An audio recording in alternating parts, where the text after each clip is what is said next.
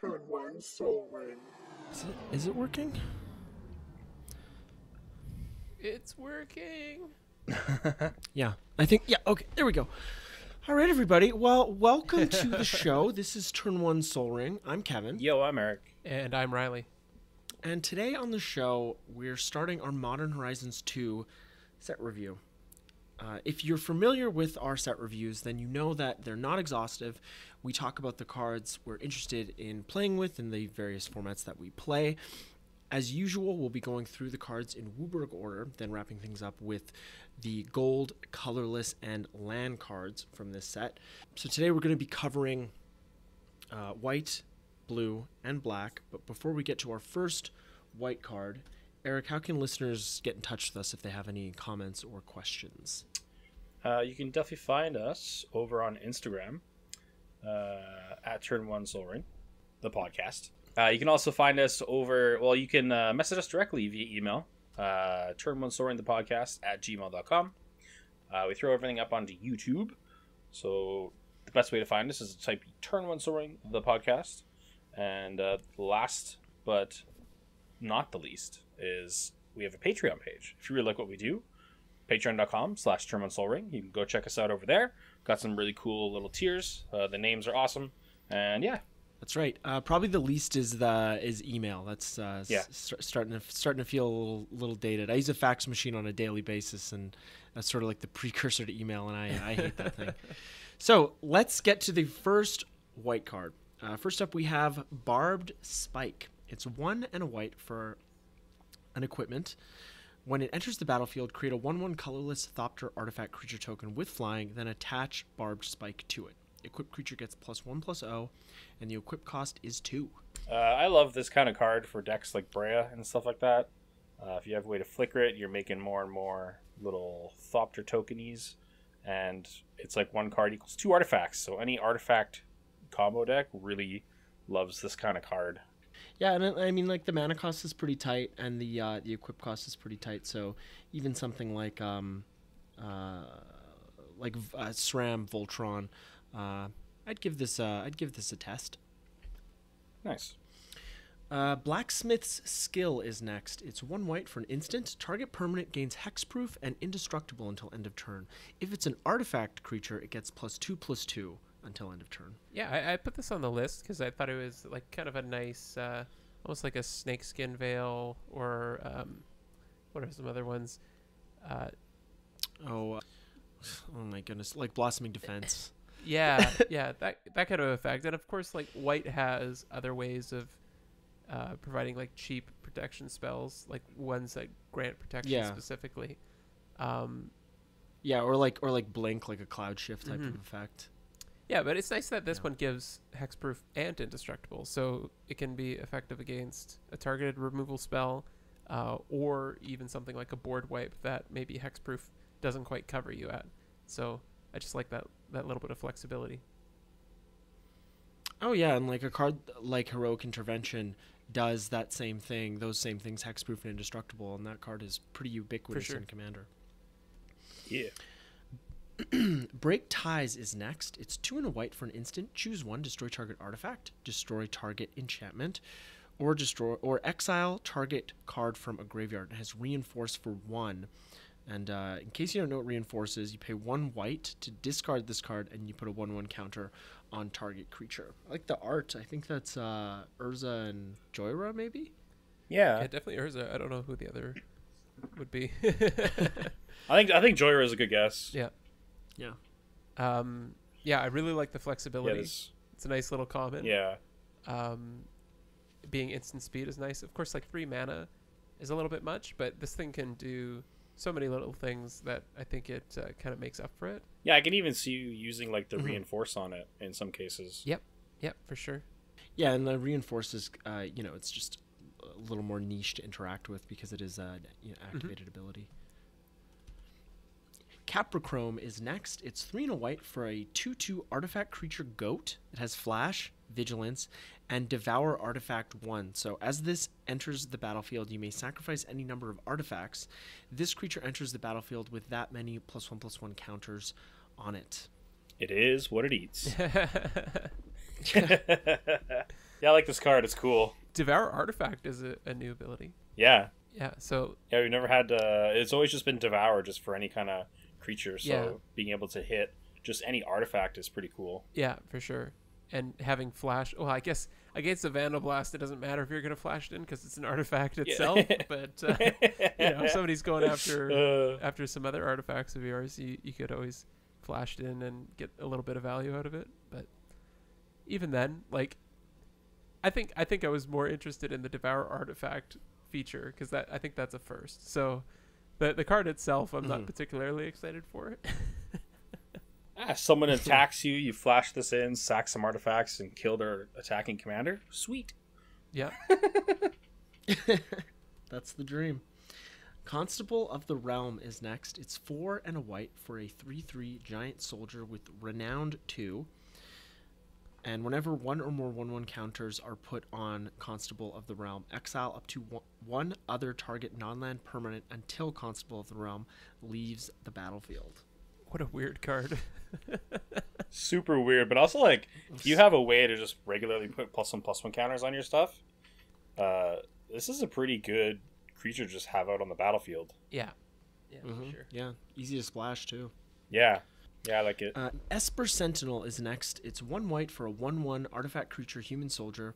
Whenever an opponent casts their first non-creature spell each turn, draw a card unless that player pays X, where X is Esper Sentinel's power. You gonna pay 1? Boy, this sounds like a blue card. At least it's not whenever an opponent casts a non-creature spell. Oh yeah. Yeah, like it is just the first spell. Just the first. Yeah. Yeah. So I mean, nice value there though, But- especially in the early game if you can put this down on turn 1 and just value off of everybody's ramp spells. Exactly. Yeah. Or if your opponents get into a counter spell or removal fight, you're still going to get card draw off that. So that's nice. Unless they pay, of course. They gotta pay. Healer's Flock is next. It's triple white for a 3/3 bird, and it has flying and lifelink. And this is one of those Llanowar tribe type cards. Yeah. Where it's 3.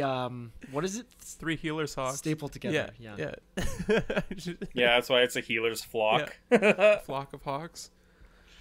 Uh, Yeah, just 3 stapled together. There you go. A sight of a flock overhead is bittersweet. It means many are wounded, but it also means help is on the way. My only nitpick with this card is that a card like Llanowar Tribe is 3 Llanowar Elves, so it taps for 3 green mana, and it's a 3/3, and it costs 3 green.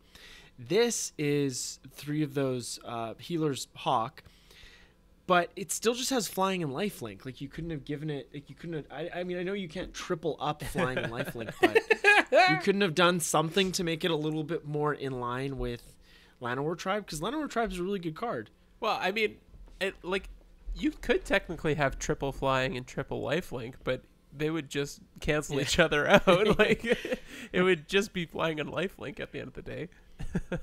I don't know. Yeah, maybe give it double strike or something. I don't think that's too much. That would be crazy. That would be ridiculous. Yeah. The 3 mana 3/3 double strike flying lifelink. Yeah, okay. That's a house. It hits hard. It hits hard. Next up, we have Late to Dinner. It's 3 and a white for a sorcery. Return target creature card from your graveyard to the battlefield. Create a food token. Yeah. It's nice to It's great. It's nice to see some reanimation spells come back to white. So especially at common. Right? Yeah. Right. Yeah. Like, for the mana cost and this card being common, like, that's pretty good because it does put it back to the battlefield. So. Yeah, there's some pretty spicy big white threats you could get back out of the graveyard with this. Yeah. Yeah, sweet. Nykthos Paragon is next. It's 4 white for a 4/6 enchantment creature, human soldier. Whenever you gain life, you may put that many 1/1 counters on each creature you control. Do this only once each turn. It's counters on all your creatures. Yep. Yeah. If you like gaining life and you like counters, like, this is a nice payoff. There's a huge payoff. This will get you there. Yeah, and those life gain decks that want it. Don't think it's going to see modern play. No, but, no. Yeah, No. great commander card. Yeah, exactly. Out of Time is next. It's 1 white for an enchantment.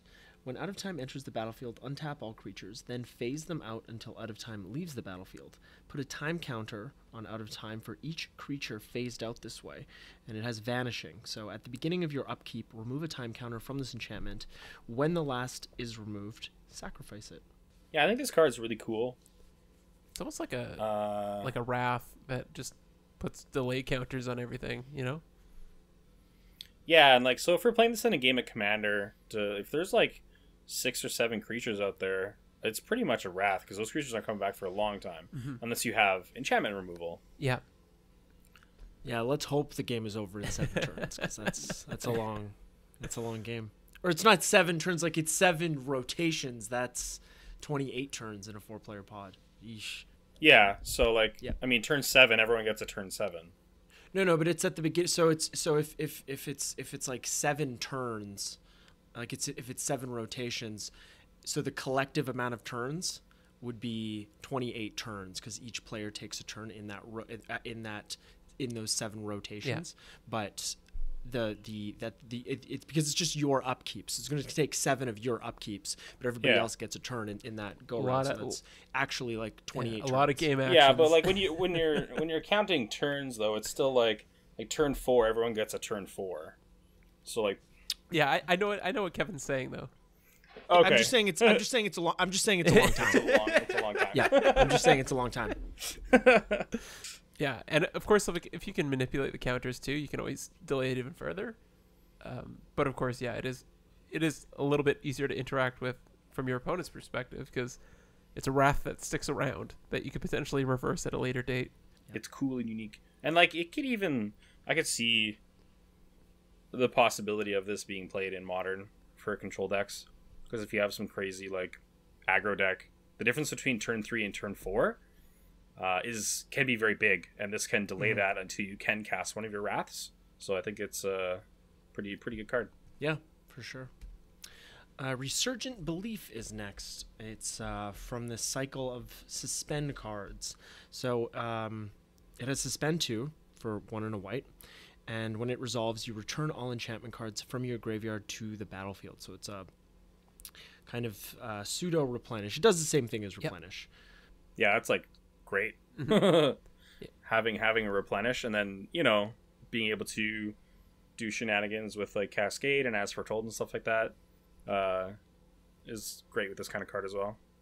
Yeah, obviously it carries a little bit more risk, given that it's easy to see it coming from your opponent's perspective, so they could probably interact with your graveyard between now and then. But it's nice to have access to another kind of replenish effect. Yeah. Sanctifier on Vec is next. It's 2 white for a 2/2 human cleric. It has protection from black and red. And when it enters the battlefield, exile all cards that are black or red from all graveyards. And if a black or red permanent spell, if a black or red permanent spell or card not on the battlefield would be put into a graveyard, exile it instead. Some Rakdos hate. Oh yeah, this card is dope. Like even in Commander, like I would definitely run this in my Miri Weatherlight Duelist deck, just like as a nice kind of value creature. Just because, like, I mean, the amount of black and red spells in graveyards and people playing black and red cards, like, it's going to be enough that you're probably going to get some value out of this. Yeah, just a solid 2-mana 2/2. Yeah, because it is like an infinite blocker against any kind of black or red threat as well. So protection is a very strong mechanic. Oh yeah, it is. It's a little too complicated for me though. Search the Premises is next. It's 3 and a white for an enchantment. Whenever a creature attacks you or a planeswalker you control, investigate. This is a cool card. Yeah. I love Investigate. Clues are fun. Clues are great. Why wouldn't you want to run this card? You just get value. Yeah, and it's just it's just another one of these cards in white that's deterring attacking or trying to deter attacking, and it's doing it in a little bit more of a fun way. It's like, you can attack me, but I'm gonna get to draw cards down the road. It's a lot more fun than like sphere of safety, especially in an enchantment deck. Yeah. That card is like the ultimate unfun pillow fort card. Yeah. So this is a really nice spin on that strategy, because I really like that strategy. I utilize that strategy a fair bit, whether I'm playing white or blue, and I think I'll enjoy playing with this card when the time comes. Yep, for sure. Sarah's Emissary is next. It's 4 triple white for a 7/7 angel with flying. As it enters the battlefield, choose a card type. You and creatures you control have protection from the chosen card type. Whew. Does a lot. Yeah. Just name Pretty just name wild. creature. Yeah. Yeah, that's a very good choice right off the bat. Yeah. That's usually what does the job. I mean, it's a nice reanimation target, especially for like an upcoming card in black, like Persist. Like, I'd be happy bringing this back from the graveyard. Late to dinner. Yeah, late to dinner as well. works. Yeah. Solitary Confinement is next. This is a new to modern reprint. Yeah. It's 2 and a white for an enchantment. At the beginning of your upkeep, sacrifice Solitary Confinement unless you discard a card. You skip your draw step, you have Shroud, and prevent all damage that would be dealt to you. Yeah, really nice reprint. And this is a classic for Enchantress. Just like if you have an engine going, it's really nice to drop a Solitary Confinement and just solidify your pillow fort. Exactly. Yep. Definitely. I also like I really love the watermark. They brought back the watermark thing with this set. I think the last time we saw this was Masters 25. Yeah. And so for these new to modern reprints, in the text box, they have the watermark. That's the set symbol of the set that they were originally printed in. So that's it's always a nice touch. Mm-hmm. And there's this card, and then a couple other we'll talk about later. But it feels like we're getting those cards from Legacy that make the enchantment deck, and it's like Enchantress could be like a stronger archetype in Modern going forwards. So I'm really interested to see what that could possibly do for that deck. Mm-hmm. Oh yeah, and I think like Resurgent Belief is potentially going to be in that build if something does materialize. Mm-hmm. So Solitude is next. It's 3 white for a 3/2 elemental incarnation. It has flash lifelink. When it enters the battlefield, exile up to 1 target creature. That creature's controller gains life equal to its power, and it has evoke, and you exile a white card from your hand. So this is also part of a cycle. What is evoke again? Could one of you refresh my memory? Yeah, so basically you can cast it for its evoke cost, but you have to sacrifice it as soon as it enters the battlefield. So you'll get the enter the battlefield trigger, but you'll also have a sacrifice trigger. So you can stack it however way you want. So there's definitely opportunities in there to blink it between having to sacrifice it, and then once it comes back after you've done blinking it, then it won't be evoked. So it sticks around. Right. Yeah, it's a pretty sweet ability. Mm-hmm. And this is just like a Swords to Plowshares on a stick, so that's nice. Yeah, exactly. I think it's fantastic. However way you spin it, like early in the game, if you really need to flash it in, you can use that ability in a pinch, which is something awesome about the cycle in general. I think only the black one you can't flash in. It doesn't have flash. No, red. but the red one doesn't have flash. Oh, okay. The black one also doesn't have flash, but it has menace. Yeah. But yeah, like this evoke ability mixed with the fact that it's a 3/2 lifelink for 5 that exiles a creature. Like, that's not the end of the world either. And if you're running a blink deck in Commander, like, this is going to be an awesome form of removal. Just thinking about an interaction that I just described with evoke, or even just casting it for its mana cost later in the game, and then just using it for value from there on out. Mm-hmm. Yeah. Yeah, and free spells are always very strong, and it's especially in like the Modern format where things are quite quick. So we could definitely see a couple of these cards maybe show up. Like, this is one of them that's at that power level. Because then again, especially if you are a deck that's built around being able to keep it around from the evoke cost and blinking it right away, that means you're getting its ETB effect twice, so you're gonna remove Yep. 2 things, and like that's good stuff. Good Yeah, stuff. it's pretty. Talk about some feel bads. Our last white card today is Timeless Dragon. It's 3 white for a 5/5 dragon with flying. It has plane cycling for 2, and it has Eternalize for 2 and 2 white. And in case you forgot, Eternalize is exile this card from your graveyard, create a token that's a copy of it, except it's a 4/4 black zombie dragon with no mana cost. Eternalize only as a sorcery. Yeah. So to take on Eternal Dragon, they basically gave Eternal Dragon Eternalize. So Yeah, I mean it makes a lot more sense. yeah. The mechanic didn't exist way back when, whatever set that was. Was it Judgment? But it's pretty appropriate. Yeah. These days. I like it though. Yeah. I just like getting a planes and then getting a 4/4 flying dragon out of the deal afterwards. It's pretty solid. Right? Totally. Like a lot of the ones that have some sort of like cycling with lands, you don't get to eternalize it after. This one rewards you for just like, hey, I need some mana, and then we're still gonna get the creature. Yeah.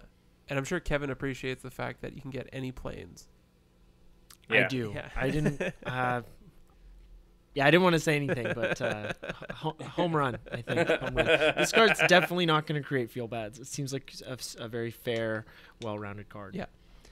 Okay, moving on to blue. Our first card here is a new to modern reprint. Excuse me. It's Counterspell, and Counterspell is 2 blue for an instant counter target spell. Just straight up counter it. Get rid of it. It's about time. It's about time. It is about time, because I know like when this was first around, they didn't want to print it in because it felt too powerful. But then just with like how Magic has been going and how much more powerful like Modern is getting, I really think it's fine to have Counterspell in Modern. And it's not like this card is gonna like break things or like make new decks or be totally revolutionary, but it's still just gonna be a really good piece to have. Yeah. Mm-hmm. Yeah, I don't. Yeah, and it hasn't been in Modern for the longest time because they didn't want to print it into Standard. And I mean, I don't think they should print it into Standard. Maybe they, you know what? I really shouldn't speak to Standard, but we have things like Force of Negation, which is a free counterspell, and I think seeing how that didn't ruin the format, I think that's a good indication of what counterspell is going to be like in the format. So I'm really not too worried about it. Okay, Dress Down is next. It's 1 and a blue for enchantment. It has flash. When it enters the battlefield, draw a card. Creatures lose all abilities, and at the beginning of the end step, sacrifice Dress Down. This is pretty fun.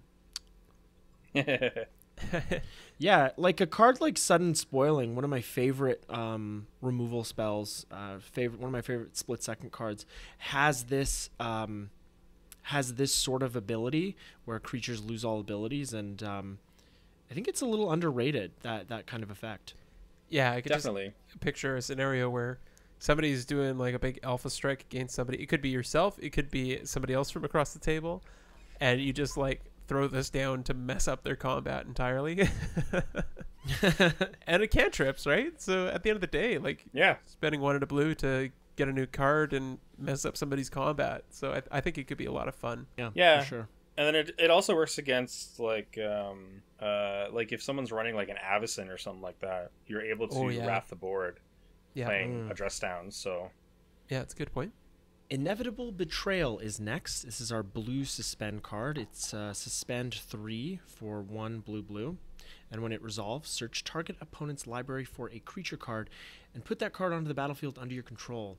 Then that player shuffles. So when they first started spoiling these, I think the first, I can't remember which one, the first one I saw. Maybe it was the green one. But I was like, are they going to give us a blue one? Because like we already have a blue one in Ancestral Vision. And then, an Ancestral Vision is a pretty good card.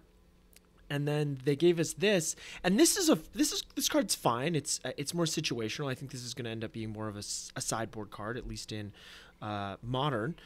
But I sort of feel like they didn't give us a really good blue card because Ancestral Vision already existed, and they didn't want to have 2 really good suspend cards in the format. Well, everybody's favorite card, Bribery. So coming into Modern. Yeah, right. Yeah, and like I don't know if you do build your deck around like being able to like cascade into free spells and stuff, this can be like some good extra value just in there because if you're Yeah. in modern, like most decks do have some sort of banger creature. Exactly. But yeah, I think this will definitely see play in Commander, but there too. It's cards like this are a gamble. It should have been each opponent's library. It should have been. You're right. It should have been. But yeah, this is always a cool effect in theory, but I find myself after playing more and more, especially Commander and just Magic in general, and putting a lot more value on the group's experience, whether that's a commander pod or whether it's just me and an opponent at Thursday Night Modern, and so I just tend to shy away from cards like this. Yeah. And the other part is that I would rather rely on my own deck and knowing what's in my deck than being like, well, there might be something good. That's why I think this card, if it's not in those cascade decks that you can cascade into it, then I think it's going to be a sideboard card if it sees play at all in Modern. Mm-hmm. So Junk Winder is next. It's 5 blue for a 5/6 Serpent. It has affinity for tokens, and whenever a token enters the battlefield under your control, tap target non-land permanent and opponent controls. It doesn't untap during its controller's next untap step. That sucks. I mean, it's good. It's a good card, but that's just like, it's so easy to make tokens. Yeah. Yeah, again, affinity for tokens is new. Mm-hmm. Mm-hmm. This kind of reminds me of like what is it? Tidespout Tyrant? Does that sound right? Yeah, that's right. Yeah. And I mean, I think that one triggers whenever you cast a spell, you can bounce something to its owner's hand, right? Yeah, and that card's pretty devastating, but it does. Yeah. It's 5 triple blue. Mm-hmm. Yeah, so the affinities for tokens, like if you're running in a token deck, assuming you can keep creating tokens, like this could potentially be blue for a 5/6. Yeah, that like keeps everything tapped down. A lot of the time it will be. Yeah, that sounds pretty fun. Yeah, I mean, like in a token deck, this is definitely a card to not forget about. Yeah. Mm-hmm. Yeah, great little uncommon. And I like how they have the squirrels in the art. Like if you keep looking, you'll keep finding more. Fractured Sanity is next. It's triple blue for sorcery. Each opponent mills 14 cards. It has cycling for 1 and a blue, and when you cycle Fractured Sanity, each opponent mills 4 cards. We all love cycling, and we all love when you can cycle a card and it has a little bit of a less powerful effect than what the card would do if you hardcasted it. And even though I don't play mill in Modern, that's not because I don't enjoy the play style. But this is a great card. I think this is a great card for Commander and more so for Modern. Mm-hmm. Yeah, because like the mill deck is actually a real thing in Modern, and 14 cards is huge. Oh yeah. Yeah, I like it a lot. Almost makes me want to put my old mill deck back together. Murktide Regent is next. It's 5 blue for a 3/3 dragon with delve, and it has flying. And when it enters the battlefield with a 1/1 counter on it for each instant and sorcery card exiled with it. Whenever an instant or sorcery card leaves your graveyard, put a 1/1 counter on Murktide Regent. This card is wicked. I really see it because like we've really had blue-red. I can't remember what they call it, but in Modern, like Prowess? really pop up a lot. Yeah, Prowess. There's like a. Well, and it was like before they banned Faithless Looting, like Arclight Phoenix was the big Is It deck for a while. Yeah. Blitz is what the deck is called. And so this really feels like it can fit into something like that because if you're casting a bunch of instant sorceries, you're like, 2 blue for a 6/6 flyer. Like that seems like a pretty strong card. Yeah.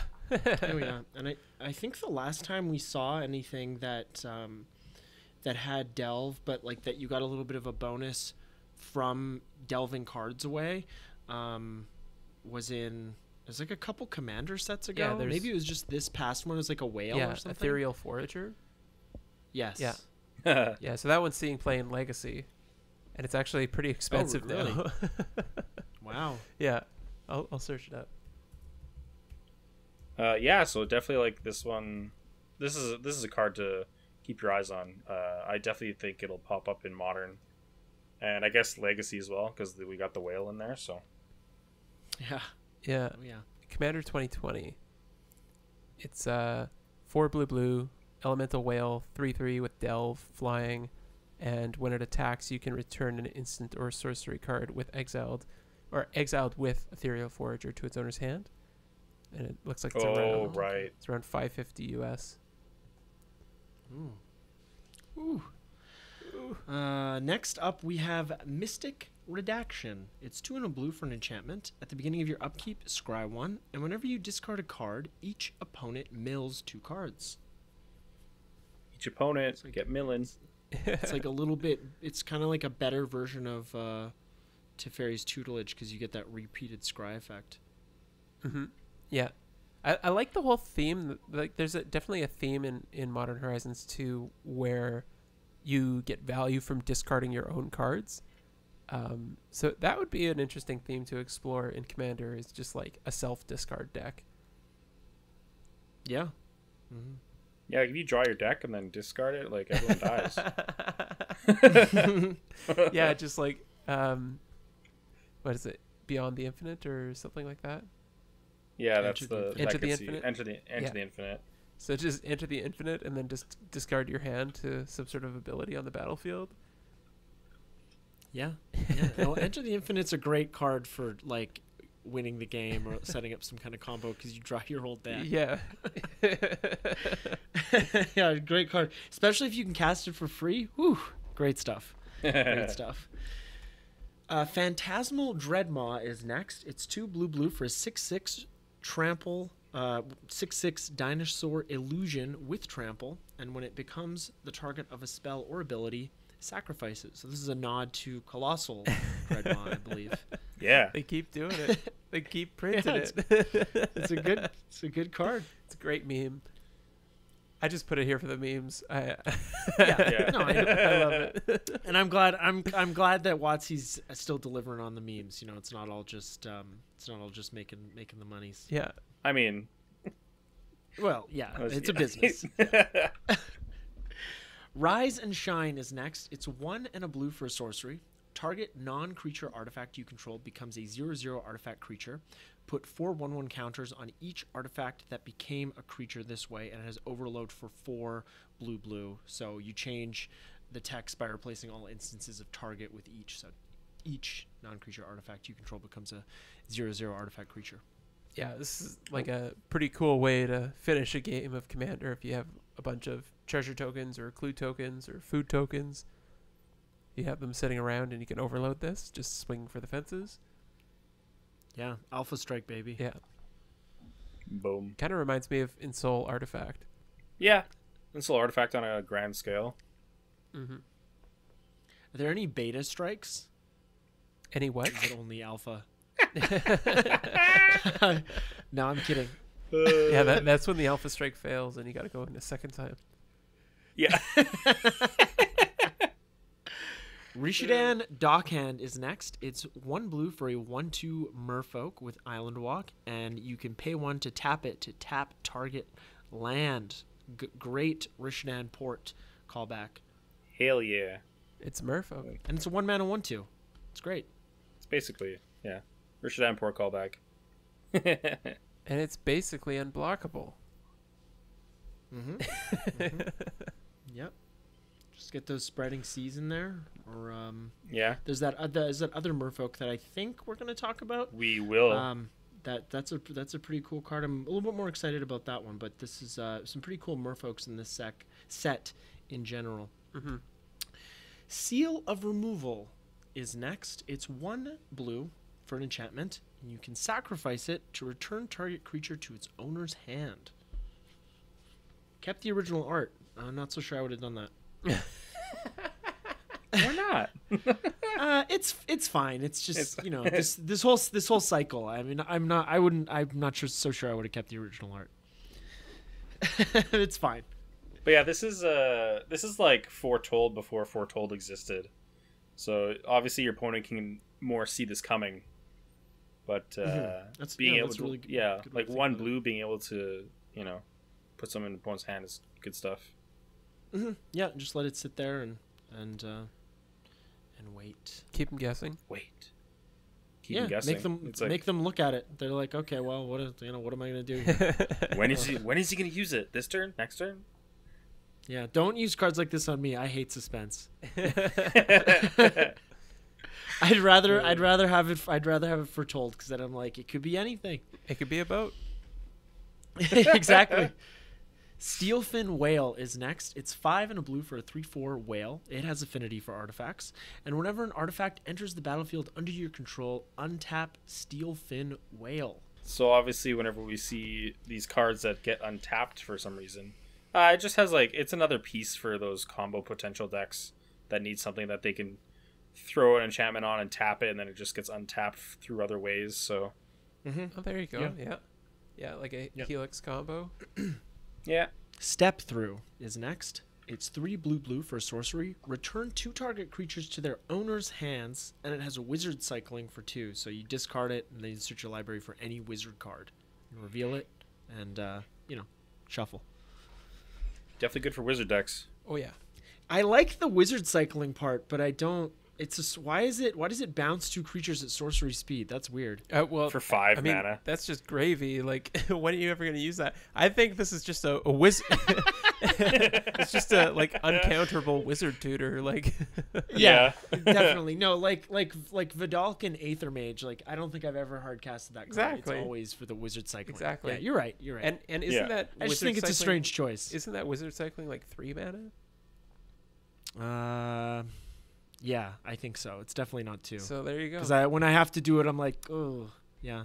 But maybe I should swap it if I don't really hard cast it. I have one in my Azami deck, and I mean, I was gonna say that you can play it and then tap it if Azami's on the battlefield to draw a card, but I always use it as a tutor, so this probably would be a better card if that's what I'm using it for strictly. Yeah, or I mean, you can run it in addition to just to have some redundancy. Subtlety is next. It's 2 blue for a 3/3 elemental incarnation. It has flash and flying, and when it enters the battlefield, choose up to 1 target creature spell or planeswalker spell. Its owner puts it on the top or bottom of their library, and it has evoke. Exile a blue card from your hand. Spells like this are always tricky in terms of this type of effect that removes a spell on the stack without countering it. They're not super ubiquitous, and I kind of like that. Like I like a nice unsubstantiate or like a Venser. A force of memory lapse. Exactly. But yeah, then also the added I love cards like this that put a card if your opponent, they really want that card, they're going to put on the top, but then they've basically just lost a whole turn from casting that spell and drawing it, right? Yeah, that feels really bad. Yeah, I think unless that spell is critical to your game plan, you're probably going to want to put it on the bottom of your library just to not get locked out. But either way, if I'm casting this on somebody's spell and they're putting it on the top or the bottom, I think I'm pretty happy. With it, whichever with choice. whatever happens. Yeah. You're I didn't want to see that thing, now I'm not because it's on the bottom. Or it's now they've lost a whole turn if they put it on top. Yeah. Suspend is next. It's 1 blue for an instant. Exile target creature and put 2 time counters on it. If it doesn't have suspend, it gains suspend. It sort of makes me think of delay, which is a counter spell, but instead of strictly countering the spell, you put 3 time counters on it, and if it doesn't have suspend, it gains suspend. And that's a fantastic 1 in a blue counter spell, so I think this card is super solid. Oh, yeah. Yeah, Yeah, for this sure. will be a lot of fun to tinker around with. Yeah.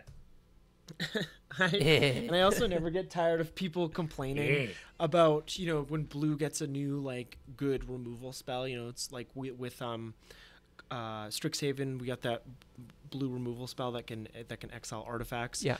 And I'm just like, I guess I'm not that Bent out of shape. when it comes to the when it comes to the color prime, I'm just like, they know what they're doing. Well, I hope so. This card also doesn't like. This card doesn't just straight remove it though. It will be coming back. Yeah, exactly. I can see those people not having as much of an issue with this card. Yeah, fair enough. Thought Monitor is next. It's 6 and a blue for a 2/2 artifact creature construct. It has affinity for artifacts and flying, and when it enters the battlefield, draw 2 cards. I'll draw 2 for 1 blue. Yes, this card looks fantastic. Yeah. Probably because it looks a lot like Muldrifter, but like, obviously for affinity decks. So I'm happy with that. Like, if I've got a few artifacts on the battlefield and this costs like 4 or 5 mana, like, I'll be happy playing it. Yeah, I'm with you. Tide Shaper is next. It's 1 blue for a 1/1 Merfolk Wizard. It has Kicker 1, and when it enters the battlefield, if it was kicked, target land becomes an island for as long as Tide Shaper remains on the battlefield. And Tide Shaper gets +1/+1 as long as an opponent controls an island. So, most of the time you're going to want this to be a 2/2. Yeah, it's like, I think this is a great Merfolk for Merfolk. I don't play Merfolk, but like, it's a 1/1 for 1 that is a Merfolk on turn 1. And then any turn after that, it's going to be a 2/2. And it's basically doing the job that Spreading Seas would do. Mm-hmm. Exactly. Yeah. Yeah, and giving you another thread along the way. Yeah. So, feels pretty good. Yeah, for sure. Yeah. Great little uncommon. Upheaval is next. It's 4 blue for sorcery. Return all permanents to their owner's hands. So this is banned in Commander, and for good reason.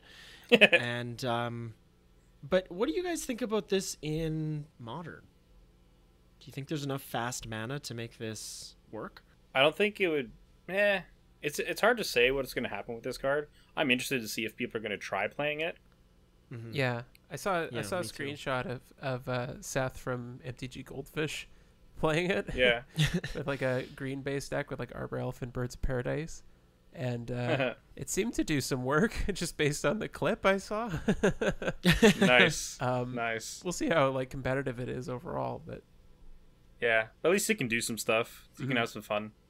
Well, yeah, one of you can have some fun.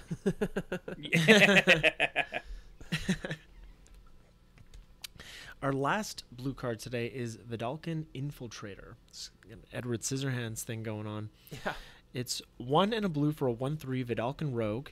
It can't be blocked, and it has Metalcraft. So if you control 3 or more artifacts, it gets +1/+0. That's it. So it's a 2/3 if you have Metalcraft. Yeah, 2/3 unblockable. Yeah, it looks like he can just like unlock doors, so he's always getting through. Yeah. Yes. The art makes me uncomfortable. Yeah. Yeah, I might have to get an altar on this one. Look at that smile. Yeah, he's pretty. It's a face only a mother could love. I mean, he's got a very Voldemort thing going on. Yeah. Moving on to black, our first card is Archfiend of Sorrows.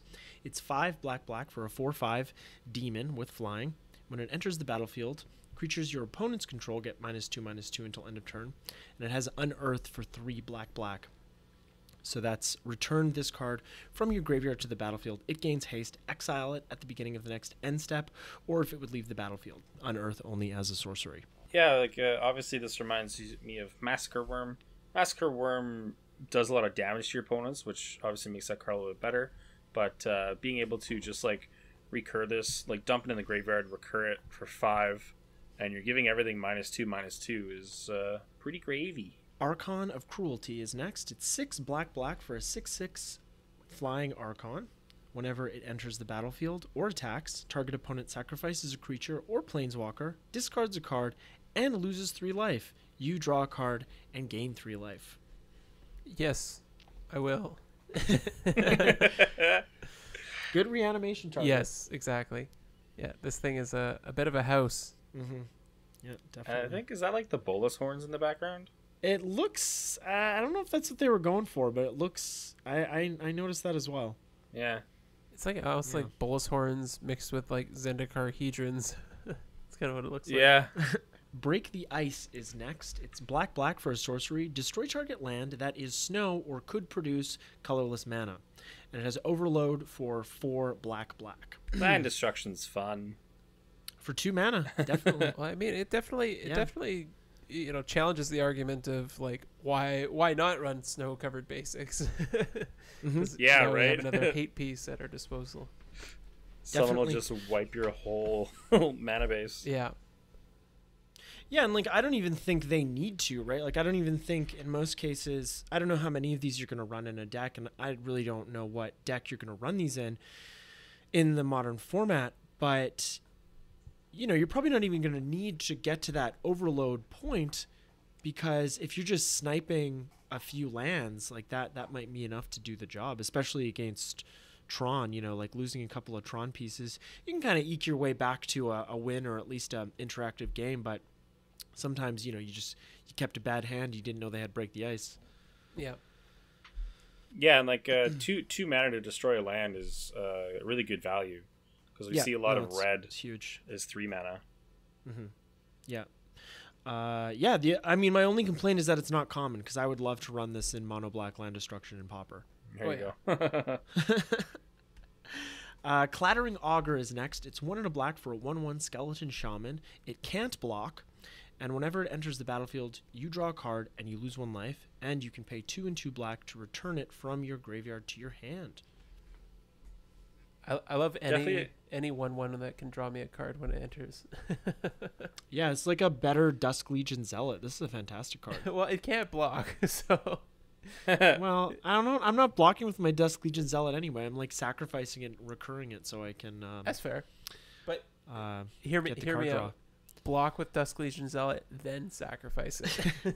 Yeah, I do that too. I'm telling you, I'm not. To be fair, Feels good. to be fair, you're right. Dam is next. It's black for sorcery. Destroy target creature. A creature destroyed this way can't be regenerated. And it has Overload for 2 white. So the Overload is just Wrath of God. Damn. Yeah, I don't know. I don't know where this is going to see play in Modern. Obviously, in some kind of control deck, but or like if you want to blow up all your creatures and then, well, I was going to say you Patriarch's Bidding, but if you're going to be doing that kind of thing, just do like the Living Death kind of build. Yeah, like Esper Control. Yeah. I don't know if that's a thing, but Esper Control's not as popular, but still runs around. And this could make it more popular, because I mean, like, early game can get rid of something for only 2 mana, but then you have a Wrath later on. Like, that's some really nice versatility. Mm-hmm. Oh yeah, yeah. And in Commander, this card is just perfect. It's just for such sure. a cool card. Like, such a clean design. Yeah. Dothy Voidwalker is next. It's black for a 3/2 Dothy Rogue with Shadow. And if you don't know what Shadow is, a creature with Shadow can only block or be blocked by creatures that have Shadow, and creatures without Shadow can't block or be blocked by creatures with Shadow. If a card would be put into an opponent's graveyard from anywhere, instead exile it with a void counter on it, and then you can tap to sacrifice Dothy Voidwalker, choose an exiled card an opponent owns with a void counter on it. You may play it this turn without paying its mana cost. This card is ridiculous, right? This is a pretty nutty card, I think. It's just absolutely absurd. Yeah, so like we're getting a 3/2 for 2 mana that's unblockable. Yeah. And then on top of that, it's a Leyline of the Void. Mm-hmm. I know, it's from anywhere. It's but then stupid. also on top of the Leyline part, we can still sacrifice it and cast something for free. Yeah, and it doesn't play something. You can hit lands. It doesn't even exile itself when it does that. So you could like recur it from your graveyard. Yeah. It's just like, absolutely absurd. Like this is definitely one of the best rare. Like it's not even a mythic. Like a lot of the times, Yeah. really powerful cards are mythics. Like this is a This is bomb one of the rare. best. Yeah, it's one of the best rares in the set. Yeah. Yeah. Yeah, just think about it. You're just like playing this in modern. It's like, oh, I'm up against Tron. Well, I can probably like if something ends up happening, it's just like, oh yeah, and I'm just gonna cast your Ugin for free. What's up? Echoing Return is next. It's 1 black for a sorcery. Return target creature card and all other cards with the same name as that card from your graveyard to your hand. Just thinking of Relentless Rats, or like Rat Colony. Yeah. Yeah, like either of those options would be. I was thinking Shadow Apostle. Oh yeah, there you go. Yeah, anything that you can cram as many as you want into your deck. I think this is a nice way to refill your hand. A nice little blue-black Persistent Petitioners deck. Oh, yeah. Definitely. Feast of Sanity is next. It's 3 and a black for an enchantment. Whenever you discard a card, Feast of Sanity deals 1 damage to any target, and you gain 1 life. This is again like Riley was saying with the like value from discarding your own cards. Yeah, nice way just to like shotgun little creatures out of the way. Yeah. Pew, pew, pew. Or you could like, if you're at that point, just to finish somebody off. Yeah. Oh, yeah. Yep. Yeah, it is any target. Grief is next. It's 2 black for a 3/2 elemental incarnation. It has menace, and when it enters the battlefield, target opponent reveals their hand. You choose a non-land card from it. That player discards that card, and it has evoke, exile a black card from your hand. Yeah. So like, turn 1, we're on the play. We're gonna evoke Grief and look at our opponent's hand, and then we're gonna ephemerate the Grief and then look at our opponent's hand again. So we've taken 2 cards before they've been able to do anything, and then ephemerate rebounds the next turn, and we get another one. Yeah. That's really fun. ridiculous. Yeah, I want to do that. There you go. Maybe I think Orzhov Control is the way to go. Yeah, maybe. Yeah, because we got Dam and the this now too.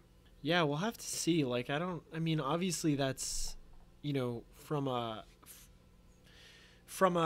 players having a good time playing the game, like everybody's fun level. This is a poorly designed card. But I don't think it'll be, I don't know if it'll be format warping. Like, I think a lot of us go back to Hogak and think about what that did to the format, and I don't know if this card's going to do that or. No, I think overall, like, Thoughtseize is going to be a more consistently strong card. Yeah. Because like exiling a black card from your hand, that's a definite cost. Like, that's not nothing. You're basically 2-for-1ing yourself, and they're spending nothing, and you're spending nothing. But like, you're down 2 cards, and they're down 1. But I think like this card obviously shines if you're able to blink it to keep it around. Because if you're just doing the evoke, you take too many of your own cards away to really do much. Kitchen Imp is next. It's 3 and a black for a 2/2 imp with flying and haste, and it has madness for 1 black. Good madness cost. yeah, nice to see little madness abilities come around. Yeah. Magus of the Bridge is next. It's 3 black for a 4/4 human wizard. Whenever a non-token creature is put into your graveyard from the battlefield, create a 2/2 black zombie creature token. And whenever a creature is put into an opponent's graveyard from the battlefield, exile Magus of the Bridge. This is not good, right? So Well, it's not as good as Bridge from Below, that's for sure. It's definitely just a callback to Bridge from Below. Oh, 100%. Yeah. Yeah. Like, I mean, this would be funny if they just printed like another Bridge from Below, but as a creature. So like its ability was triggered when it was in the graveyard. Yeah. I mean, it would basically be the same card at that point because it doesn't matter that it's an enchantment or a creature. But yeah, I don't know. I think the strength of Bridge from Below is that you could just discard it and start getting its value from the fact that it was in your graveyard. Yeah, Yes. having to wait till turn 3 for this. Yeah, and then having a creature like sure a 4/4 for 3, but like having that ability where if an opponent's creature dies, you have to exile this. Like, come on, that's lame. Yeah, because then like it's like cool. I have a 4/4 to attack with. Your opponent's like, all right, I'll block with my 1/1, and it dies. Yeah, Like yeah, yeah. Their chump blocks all of a sudden kill your 4/4. Yep. Yeah, it's not good. No. Okay, Patriarch's Bidding is next. My all-time favorite cards. Love tribal cards. It's 3 black for sorcery. Each player chooses a creature type. Each player returns all creature cards of a type chosen this way from their graveyards to the battlefield. This card really needed a reprint. Oh yeah. All the way back in Onslaught. After Commander 2017 came out, that's when it got really pricey. I love the art too. Yeah, the art's cool. Yep. Werewolves. Ow. Very nice. The master werewolf. Ow. Persist is next. It's 1 and a black for sorcery. Return target non-legendary creature card from your graveyard to the battlefield with a -1/-1 counter on it. I love this whole theme of cards where they've just basically named the card after the mechanic. Yeah. You know, like suspend, persist. Yeah. Yeah, pretty cool. Yeah, I'm surprised it took them this long. So they're really scraping the bottom of the barrel. What? So they haven't done it before, on cards like Counterspell. No, but Persist is fantastic. Obviously, I mean, it's limited to non-legendary creatures, but like a 2-mana reanimation spell is always going to be a fantastic card to have access to. Yeah, it's gas.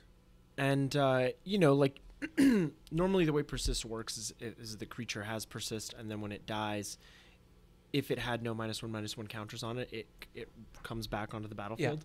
Yeah.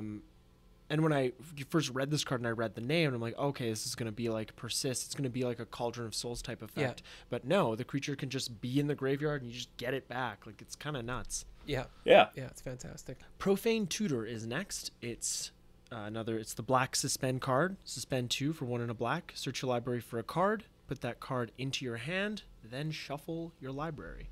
I like tutors. Who doesn't, right? Yeah, this is an awesome card. I mean, obviously, on the turn that you need a tutor, well, think of it this way, I guess. Like, when you're tutoring, depending on the situation, you might be able to cast the card right then and there, or like pull off some sort of combo and use the tutor to fill in some redundancy for that combo piece. But the nice thing about the Suspend 2 is it gives you a little bit more time to help set things up, so that the turn where it comes off Suspend and you cast it, you have all your mana available to you. So maybe you can do some spicy things at that point in time. Yeah. I think it's a really good card. I love the artwork. Totally. Yeah. Artwork's great on this one. Yeah, love it. Super cool to see. Yeah, and Richard Kane Ferguson come back and do some art for Magic. Thank you, Richard Kane Ferguson. Did you see the little image of the girl in the background, the top right corner? Just waving. Yeah. Like, hey.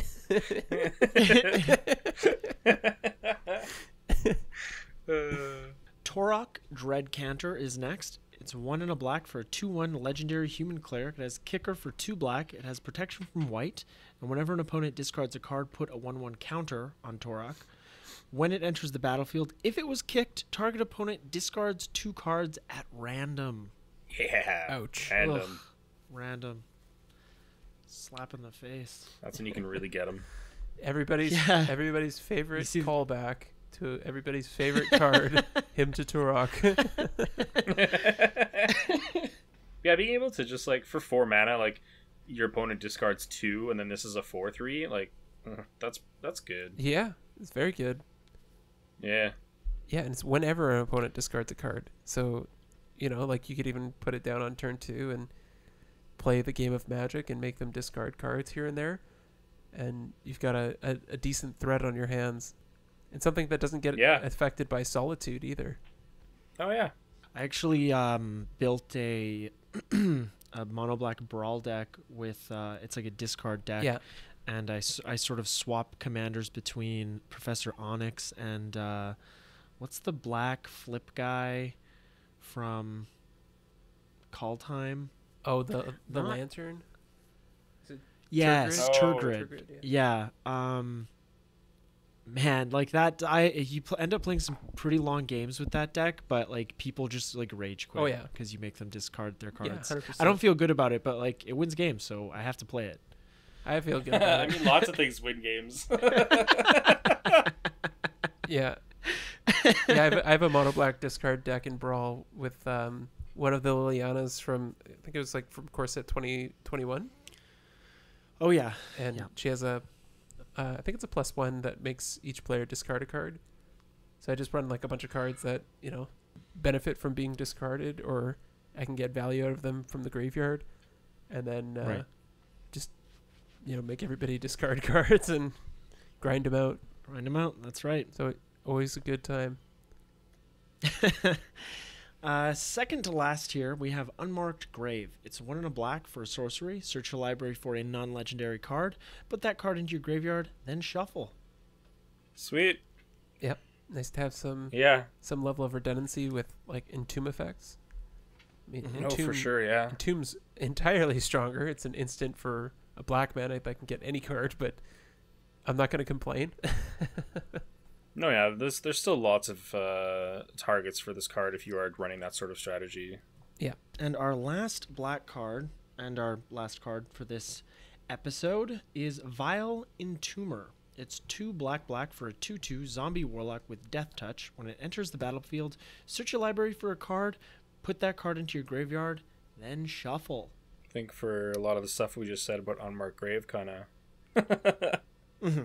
Yeah, and you can blink this, which is nice. Yeah. Yeah. Yeah. That's the thing about But of creatures. course- I'll always remember that. Yeah. What I was going to say is we had a card in Strixhaven that was 4 mana that could tap, and I think it like exiled like an instant or a sorcery from the graveyard to get something from your library and put it into your graveyard. Fuck, I forget. It had a tap ability, and it had a way of getting cards into your graveyard, if I remember correctly, but it's just like not that exciting.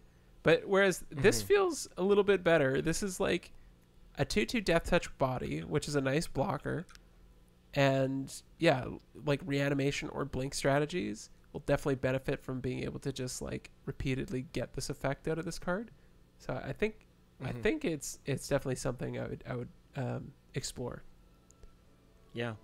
Uh, That seems solid. Auric Lore Mage, 2 of anything and 2 black. Tap. Search your library for a card, put it into your graveyard, then shuffle. If it's an instant or sorcery card, you put a 1/1 counter on Auric. There you go.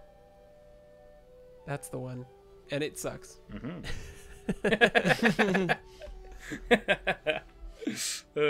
So with that, we're going to bring this portion of our set review to a close. We're going to be back next week to talk about some red and green cards. As always, thank you for listening, and just take it easy out there until next week. Yeah, thanks for listening, everybody, and I can't wait to try out some of these cards in Modern. We can go back and play Modern. Can't wait. Just got to get my second dose. Dos Caminos. All right, bye now, everybody. See ya. Bye. Dos Equis? Turn 1 Soul Ring.